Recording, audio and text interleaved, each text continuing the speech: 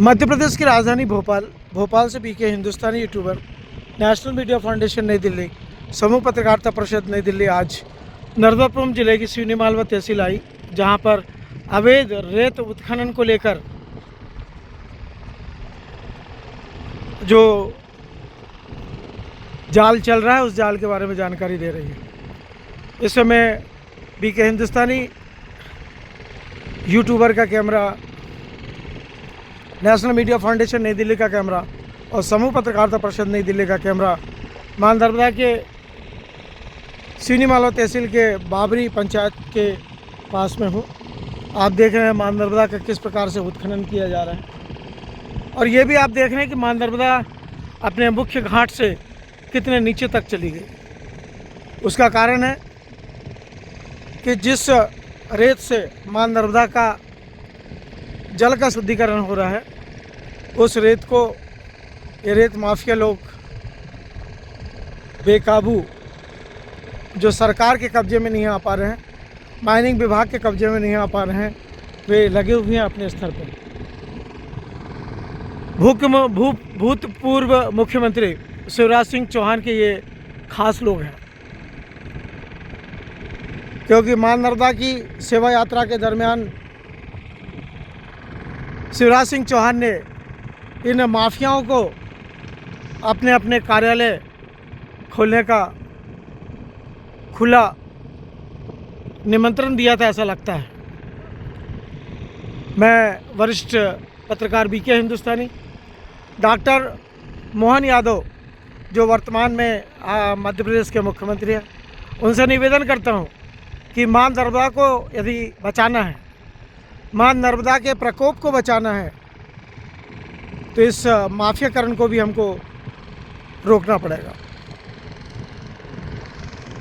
चूँकि इन माफियाओं के ऊपर में मात्र कार्रवाइयाँ आम जनता को दिखाने के लिए अधिकारी करते हैं, और उसके बाद में फिर यह माफिया अपने स्तर पे काम करने लगते हैं। यदि एक माफिया 11 लाख रुपए यदि कमा रहा है, तो 2 लाख यदि पकड़ने के बाद में यदि दे दे, तो भी उसके पास में इतना बच जाता है कि पुलिस के अधिकारियों को वो सब्बल और डंडों से पीट सके। देखिए किस बेतरतीब तरीके से मां नर्मदा का खनन करते हैं ये माफिया लोग।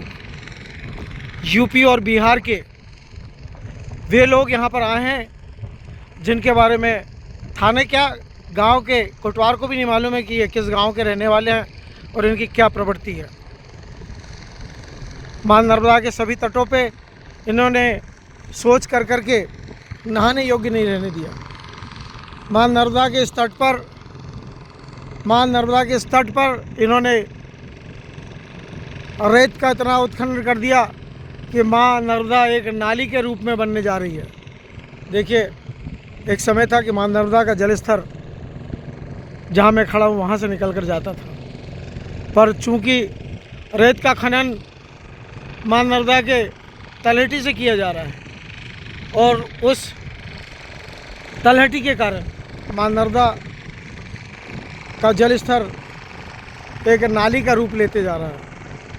मैं मध्य प्रदेश सरकार को बार बार सचेत कर रहा हूँ, और भारत सरकार को भी सचेत कर रहा हूँ कि यदि इस माफियाकरण के ऊपर में यदि प्रतिबंध नहीं लगाया गया, तो जिस प्रकार माँ गंगा का हाल हुआ है, वैसे ही मां नर्मदा का हाल हो जाएगा। गांव की पूरी गंदगी इस मां नर्मदा के तटों पर पहुंच रही है, क्योंकि गांव में आधुनिकीकरण हो रहा है। पक्की लेटरिन, पक्की बाथरूम और हर घर में बोरिंग की व्यवस्था हो रही है। निश्चित है कि वो जल जाएगा कहाँ। उस जल की निकासी मां नर्मदा के मुख्य धारा से जोड़ा जाएगा। इसलिए सीहोर जिले की माइनिंग, नर्मदापुरम जिले की माइनिंग से मैं कारबद्ध निवेदन करता हूं कि मैं इस मां नर्मदा के दक्षिण तट पर पैदा हुआ हूं, और मैं चाहता हूं कि मैं अपने मिशन के अंतर्गत इस माफियाकरण को रोकना चाहता हूं। हमारे नर्मदापुरम ज़िले में माइनिंग इंस्पेक्टर महिला है, और महिलाओं के दिल में निश्चित है कि कहीं ना कहीं लोगों को जीने का एक रास्ता होता है। वे भी आती है, कई बार इन्होंने इन किश्तियों के इंजन को उतार कर थाने पहुंचवा दिया, पर जिनको बोलते ना शेर को यदि खून का